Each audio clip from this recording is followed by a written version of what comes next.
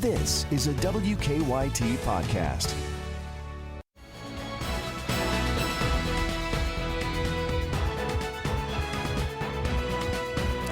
We welcome you to Kentucky Newsmakers from WKYT. Good morning, I'm Bill Bryant, and we welcome you. Today, we talk with Central Kentucky Congressman Andy Barr. It's his first full interview since the sudden and untimely death of his wife, Carol.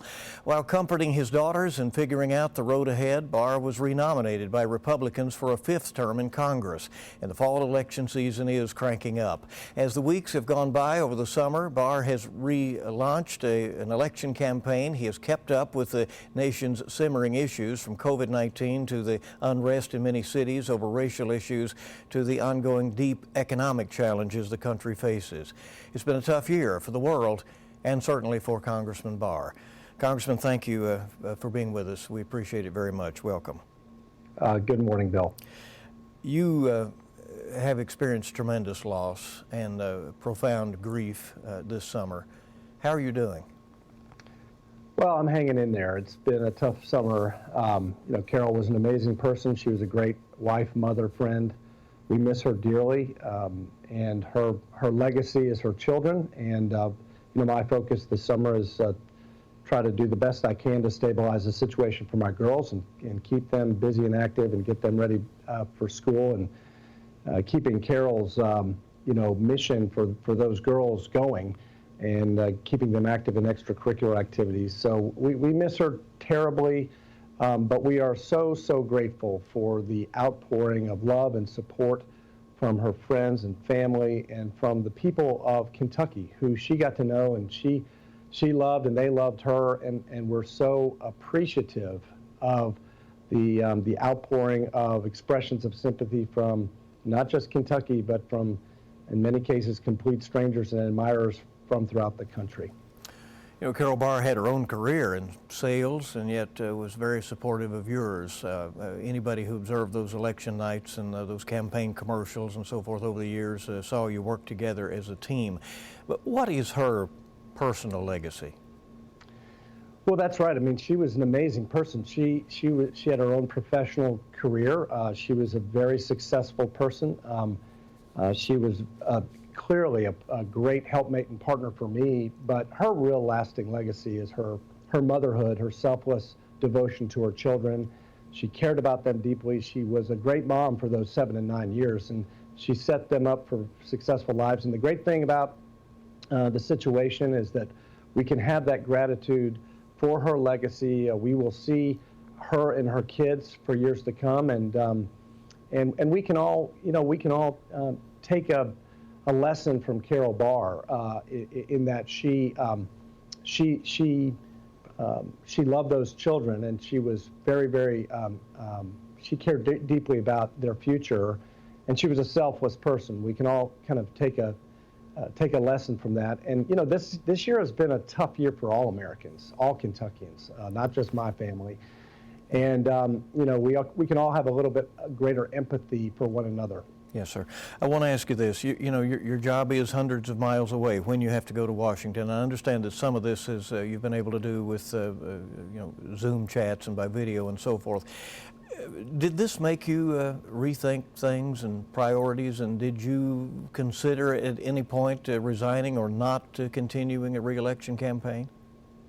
Well, naturally, this was such an unexpected, sudden thing, and my priority has been and always will be my children. So, we evaluate that, and I obviously had to take time to get my family situation settled, and we do have childcare now, and my family has been terrific, and we've got a great network of friends who have helped out.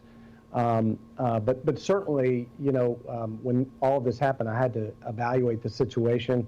We are seeking another term in Congress, and we feel like we're able to do that, fortunately, and we're blessed because of the support that we have.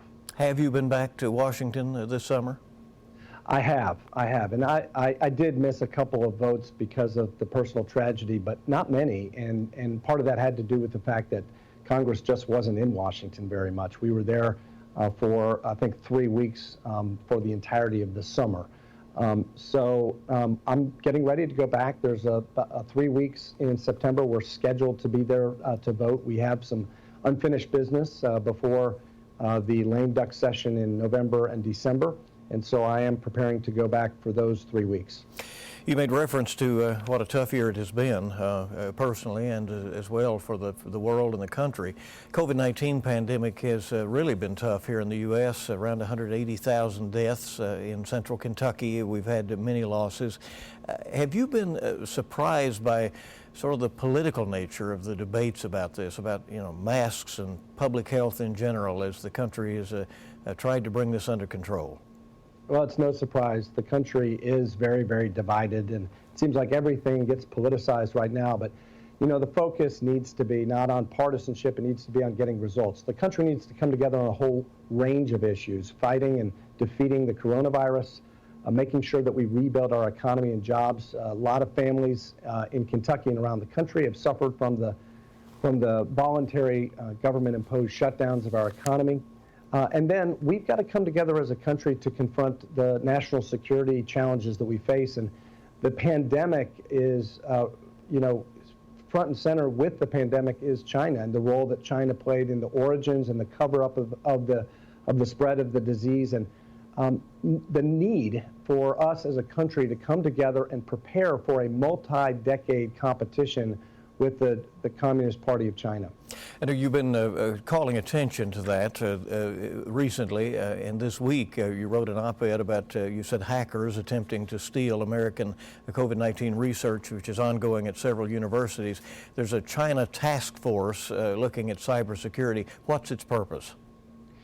Well, I'm very honored to have been appointed to this 15-member China task force, which is, I believe, some of the most consequential work that I've done in my 8 years in Congress that touches not just on national security and foreign policy, but the economic competition that we face. Obviously, a major focus of the task force is to investigate the origins and the cover-up and the malign activity of the Communist Party of China in facilitating the spread of the disease. One study said that if China had been more forthcoming and had not censored some of the early whistleblowers in Wuhan in December and January, if they had not lied about the human-to-human transmission, if they had not conspired with the World Health Organization to keep the truth from coming out earlier, we could have reduced the spread of the coronavirus by 95%. But it also underscores our overdependence on our supply chains, medical supply chains, the active pharmaceutical ingredients. 80 to 90% of all chemicals and raw materials that go into our pharmaceuticals comes from China. It's why we don't manufacture penicillin and aspirin and vitamin C anymore in the United States. And what was so malign and malicious about what China did after the outbreak, not only covering up the origins and the initial outbreak, but they also then weaponized the supply chain. They hoarded and they vacuumed up all of the personal protective equipment, and they tried to manipulate it. In fact, one senior member of the CCP, the Chinese Communist Party, was reported to have said, "We're going to throw Americans into a sea of coronavirus." So this presents a major national security threat to our country. We're looking at it from all angles, from the healthcare supply chain, from the buildup of their military, from their cyber attacks, from their economic warfare, what they're doing in terms of not only their mercantilist economic policies and unfair trade practices, theft of intellectual property, but also their 1,000 Talents program. They're sending over hundreds of thousands of researchers to steal our medical research.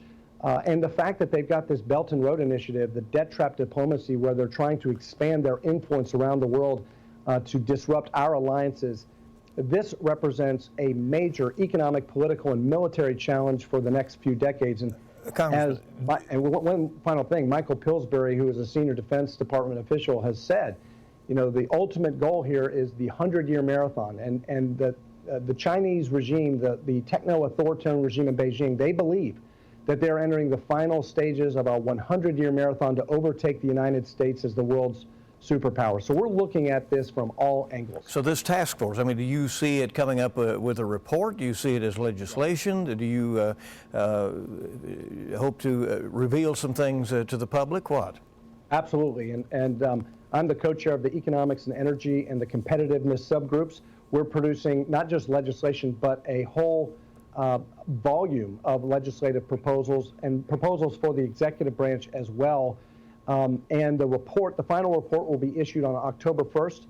We want this to be a bipartisan, nonpartisan report. We've invited our Democrat colleagues to join us. We've solicited feedback from prominent Democrats and Republicans because this is not a partisan issue. This is American national security issue. We were disappointed that Speaker Pelosi chose not to participate, but this is a major challenge confronting the United States, and we need to come together as a country to prepare the American people for this multi-decade challenge that faces us in the future.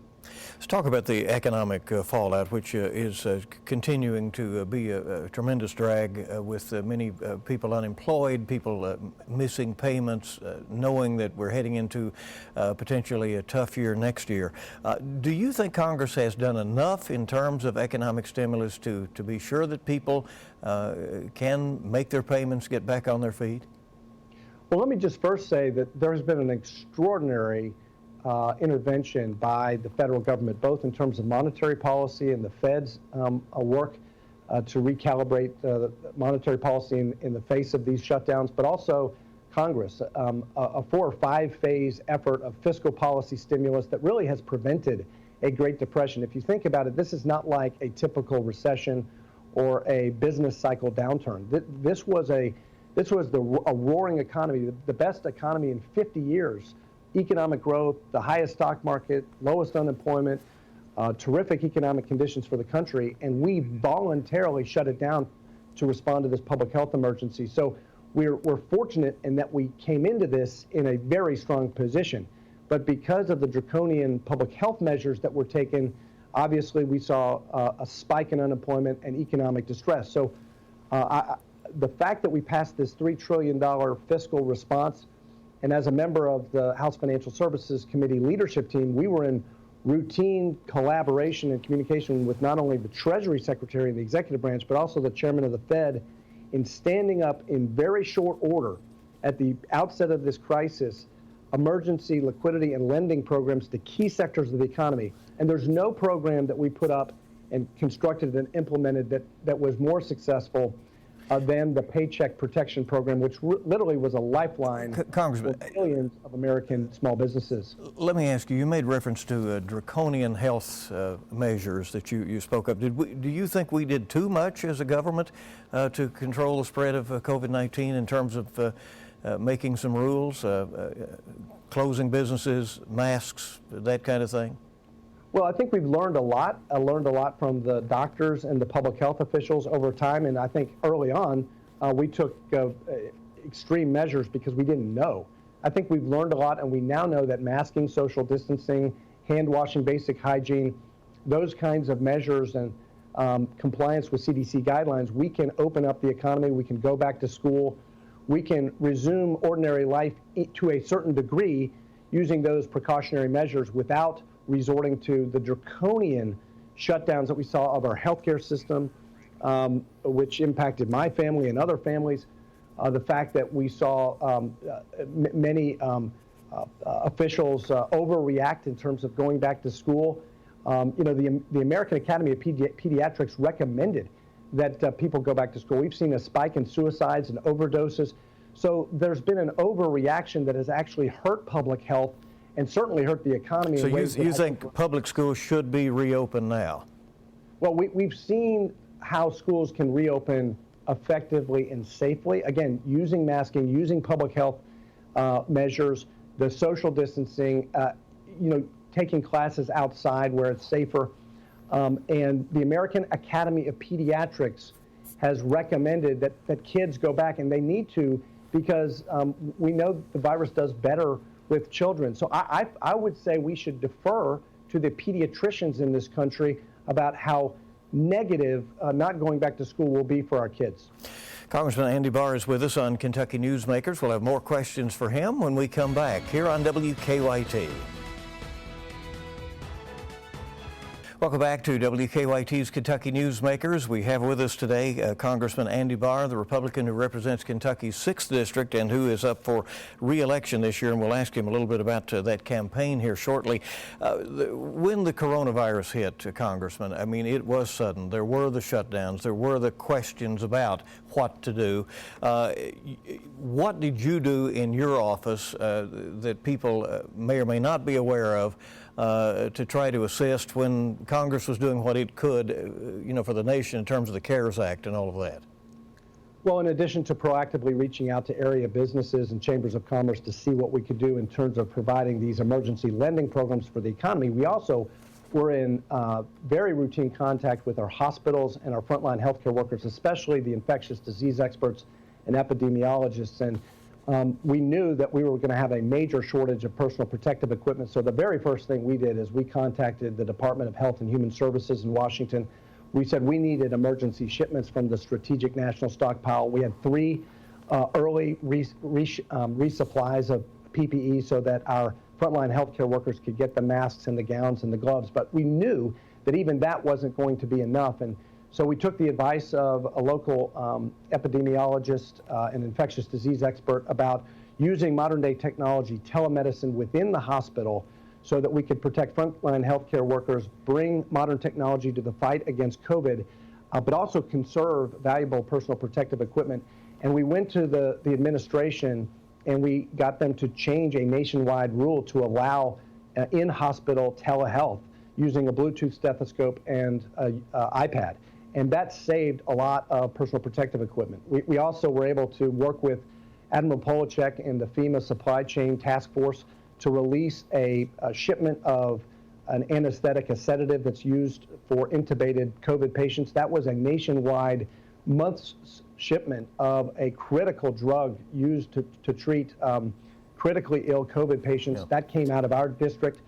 And then the other thing that we did is we voted for the CARES Act, which included billions of dollars for our hospitals and our healthcare workers to reimburse them for not only treating COVID patients, but also to help those doctors and hospitals survive because they were shut down because of the ban on elections. And some of the rules have been loosened up on the CARES Act, and states have had the ability to shift some of that around. But, Governor Beshear here says that we are facing a real state shortfall next year, and it may be north of $1 billion in terms of shortfall to state government in terms of what is going on. Do you support additional help for state and local governments in any kind of measure from Congress?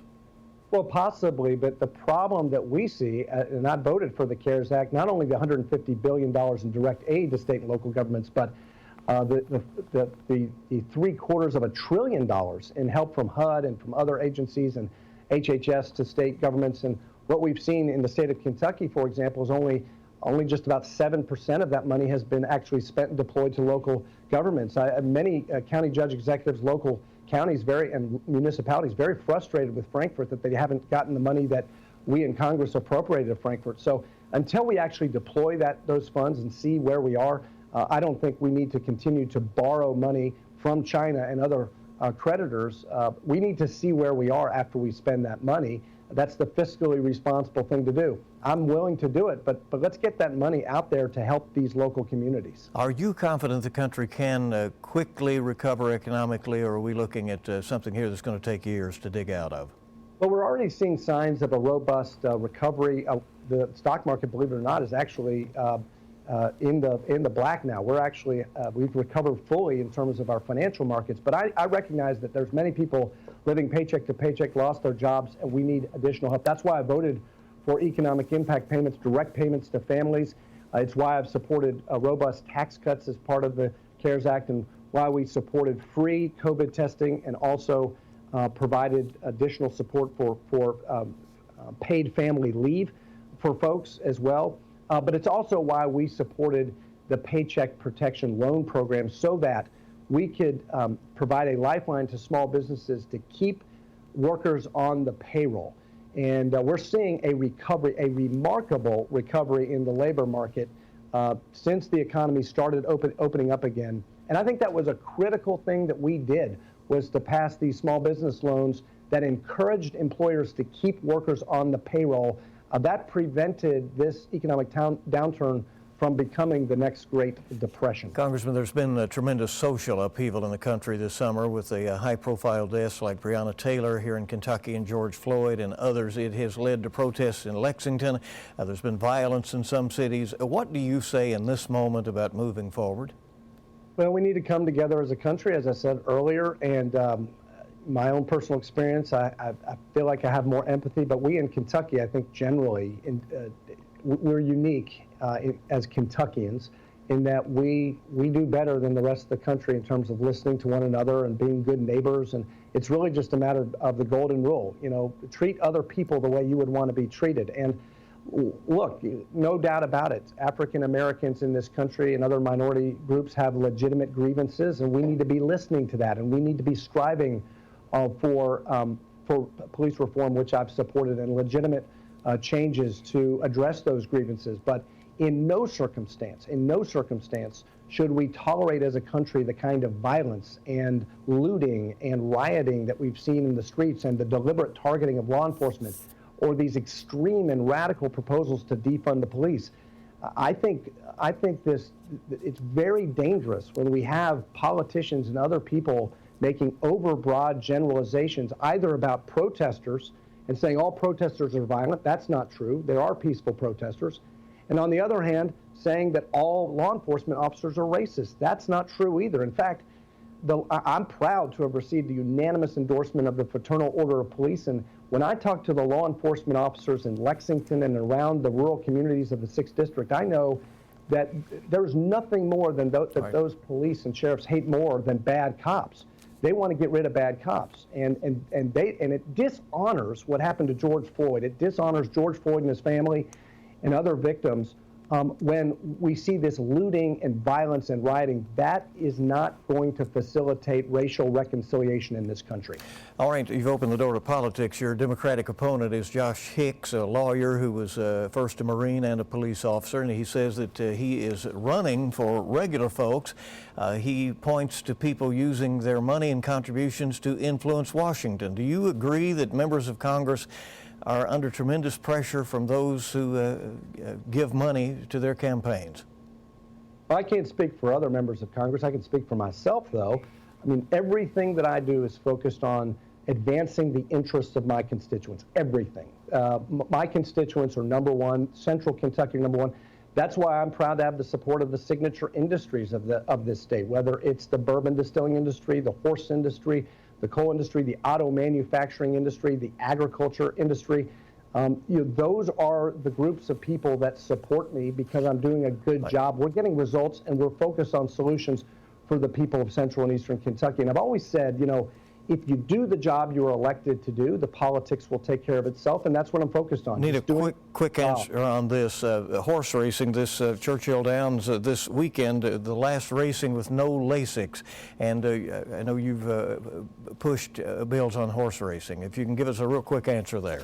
This week, with the announcement of Senator McConnell introducing companion legislation to the bill that I've introduced for multiple sessions of Congress to reform horse racing, this is the culmination of many years of hard work, bipartisan work that I've been doing in the Congress to advance safety and integrity in thoroughbred racing. This is important not just to preserve our culture and heritage in Kentucky, but also the tens of thousands of jobs that depend on the thoroughbred racing industry. It's something that we can be proud of, and we are securing with this reform legislation a prosperous and safe future for this beautiful sport. Congressman Andy Barr, thank you for being with us. We appreciate it.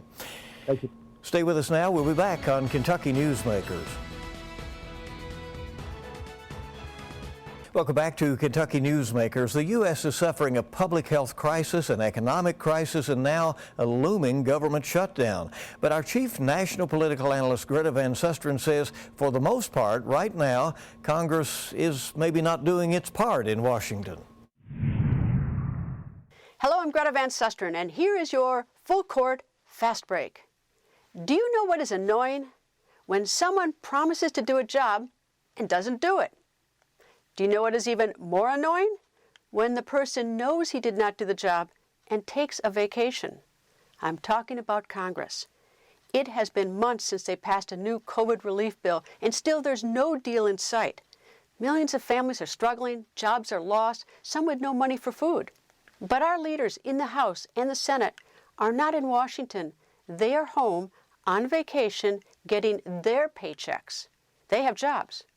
Why? Because you gave them jobs. Yes, I know, Republicans blame Democrats and Democrats blame Republicans. They both say it is too hard to get the other side to agree. But when they asked you for your vote, both parties said they could do the job, easy or hard. Now, I admit, it's hard to pass legislation, especially in a pandemic and polarized environment, but what chance do they have of doing their jobs if they don't bother to stay in Washington at work to talk to each other? I'm not trying to be snarky. These are simply the facts. Yes, Congress is back at work next week, but check your calendar. There's another big problem on the horizon, one they have had months and months to handle. In 4 weeks, the federal government will run out of money. On September 30th, if Democrats and Republicans do not agree, we have no budget to run the government. Our elected officials know this deadline is looming. That's because they picked it. So what will they do? My prediction, right before midnight on September 30th, or a day before, just before our government runs out of money, both parties will agree not to a real budget, a real decision, but to another continuing resolution to fund the government until just after the election. They don't dare make a decision before November 3rd, Election Day. They will agree to kick the can down the road until after the election so you don't take their failing out on them as you cast your ballot. Want more Full Court Press? Tune in Sundays. We bring politics home, covering the national stories that impact you. And remember, you can catch Full Court Press with Greta Van Susteren this morning at 11:30 on WKYT. We'll see you bright and early this week on WKYT This Morning. That's Kentucky Newsmakers. You make it a good week ahead.